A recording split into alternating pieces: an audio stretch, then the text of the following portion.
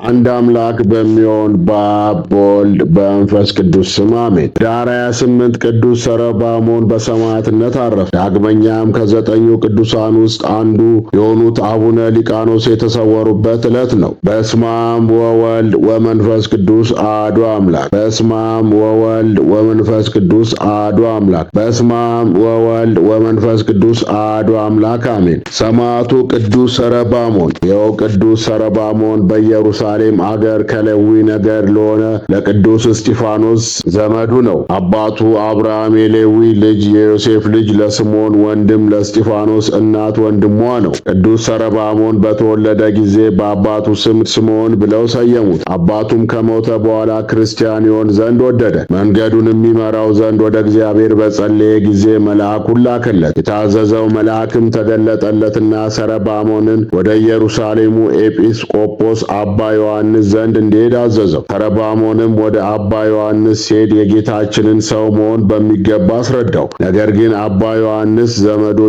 የሆኑ ክፉዎች አይሁድን ስለፈራ በኢየሩሳሌም አገር የክርስትና ጥምቀትን ሊያጠምቀው አልደፈረም። ኤጲስቆጶሱም ስለ ሰረባሞን የሚያደርገውን ሲያስብ የብርሃን እናቱ እመቤታችን ቅድስት ድንግል ማርያም ተገለጠችለትና ወደ እስክንድርያ ሊቀ ጳጳስ ቴዎናስ ዘንድ እንዲልከው አዘዘችው። ሰረባሞንም ወደ እስክንድርያ እየተጓዘ ሳለ የእግዚአብሔር መልአክ ለአባ ቴዎናስ ተገልጦ ስለ ቅዱስ ሰረባሞን አስረዳውና እንዲያጠምቀው ነገረው። አባ ቴዎናስም መልአኩ እንዳዘዛቸው ሰረባሞንን አጠመቁት። ሰረባሞንም ከተጠመቀ በኋላ በጾም በጸሎት በጽኑ የሚጋደል ሆነ። ወደ ገዳምን በመግባት ተጋድሎውን በጨመረ ጊዜ ጸጋ እግዚአብሔር አድሮበት ብዙ ነገሮችን የሚሰራ ሆነ። አባ ቴዎናስም በቅዱስ ሳርዮስ ገዳም ውስጥ ካረፈ በኋላ አባ ጴጥሮስ በእርሱ ተተክቶ ሲሾም ቅዱስ ሰረባሞንን በሊቀ ጵጵስና እንዲረዳው አደረገው። አባ ቴዎናስም በቅዱስ ሳዊሮስ ገዳም ውስጥ ካረፉ በኋላ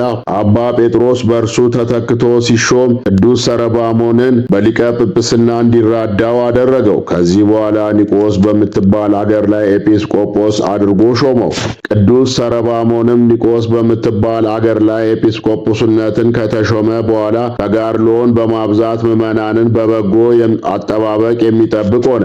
እግዚአብሔርም በቅዱስ ሰረባሞን እጅ ብዙ አስገራሚ ተአምራትን ያደርግ ጀመር። በአገሪቱ አቅራቢያ ያሉ የጣዖታት ቤቶች ይደመሰሱ ዘንድ ቅዱስ ሰረባሞን በጸለየ ጊዜ ሁሉንም ምድር አፏን ከፍታ ውጣቸዋለችና በቦታው ላይ ባሕር ሆኖ ሸፈናቸው። ከዚህም በኋላ ንጉሥ ዲዮቅልጥያኖስ ክዶ ጣዖታትን በማምለክ በጀመረ ጊዜ ቅዱስ ሰረባሞን የጣዖታትን አምልኮ የሚያጠፋ ደገኛ ክርስቲያን መሆኑን ሰማ። እርሱም ተቆጥቶ እንዲያመጡት ጭፍሮቹን ላከ። ጭፍሮቹም ይዘውት ሲሄዱ እስክንድርያ ከተማ በደረሱ ጊዜ ሊቀ ጳጳስ አባ ጴጥሮስ ቅዱስ ሰረባሞንን ተገናኘውና እርስ በርሳቸው ተሰነባበቱ።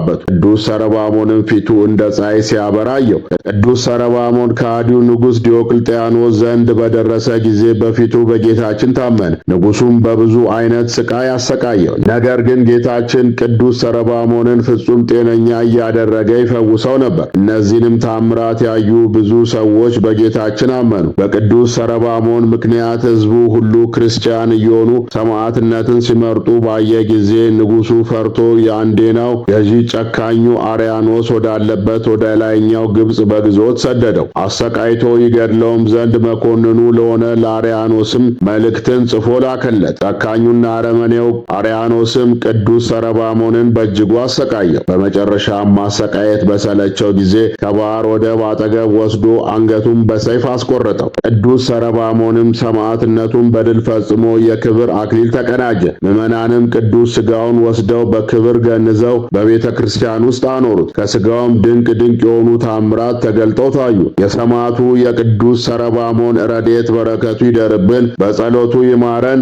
አቡነ ሊቃኖስ። ከ9 ቅዱሳን ውስጥ አንዱ የሆኑት አቡነ ሊቃኖስ ለየት የሚሉበት ነገር ቢኖር 10ሩም የእጆቻቸውና የእግሮቻቸው ጣቶች እንደ ፋና ያበሩ ነበር። ይህንንም ገድል ገድለ አቡነ አረጋዊ ቆመው ጸሎት በሚጸልዩበት ጊዜ 10ሩ የእጆቻቸው ጣቶችና 10ሩ የእግሮቻቸው ጣቶች እንደ ፋና የሚያበሩበትና እንደ መብረቅ የሚያብለጨልጩበት ጊዜ አለ በማለት ይገልጿል። በስዕላቸውም ላይ ይህንኑ ለማሳየት አባቶቻችን የራሳቸውን ጥበብ ተጠቅመዋል። የአቡነ ሊቃኖስ ገዳማቸው በደብረ ቁናጽል አክሱም ከአባ ጰንጠሌዎን ገዳም አቅራቢያ ይገኛል። ጻድቁ ብዙ ድንቅ ታምራትን ያደርጉ ነበር። መላእክትም ዘውትር ባለመለየት ይጎበኟቸው ነበር። ጌታችን አምላካችን መድኃኒታችን ኢየሱስ ክርስቶስም ዘውትር እየተገለጠላቸው ይባርካቸውና ቃል ኪዳን ይሰጣቸው ነበር። በጸሎታቸውም አጋንንትን አውጥተዋል፣ ድውያንን ፈውሰዋል፣ ዕውራንን አብርተዋል፣ ሙታንን አንስተዋል። ስለ 9ኙ ቅዱሳን ሐዋርያት አገልግሎት ከአቡነ አረጋዊ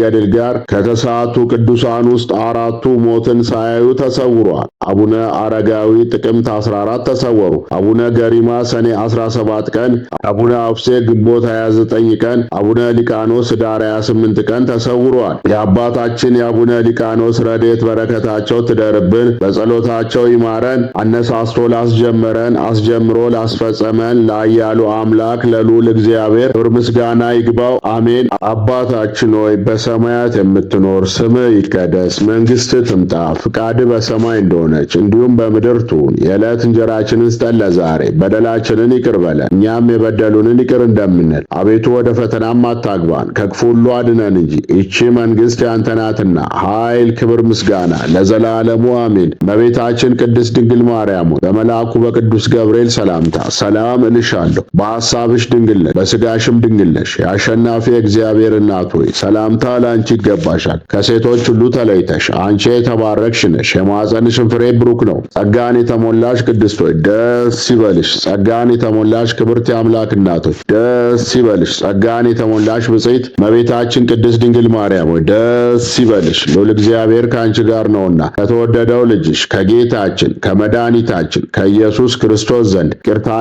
ምሕረትን ለምኝልን ኃጢአታችንንም ያስተሰርይልን ዘንድ ለዘላለሙ አሜን። ክብር ምስጋና ይሁን አንድ አምላክ ለሆነው ለአብ ለወልድ ለመንፈስ ቅዱስ ዛሬም ዘወትርም እስከ ዘላለሙ።